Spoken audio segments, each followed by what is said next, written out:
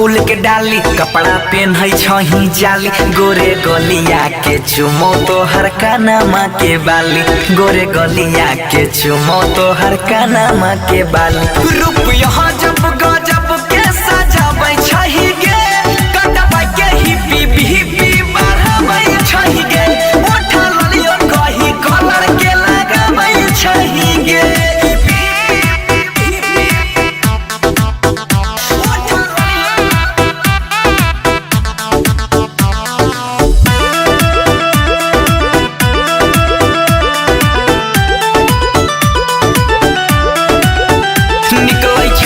जब मुहल्ला सब कोई कहरे लागे हाला अब तो बूढ़ा हो जवान जब तोरे नाम के माला केकरा खातिर बिंदिया सजाबै छही गे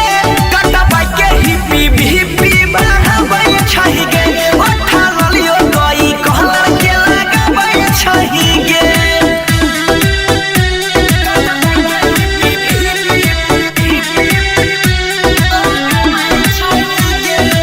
म्यूजिक बाय उत्सव गांधी।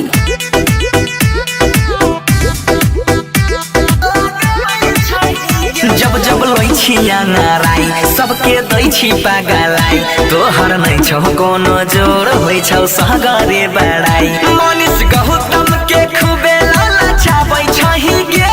कटबै के हिपी हिपी बढ़ाबै छही गे ओठा ललियो कोई कहलर के लगाबै छही गे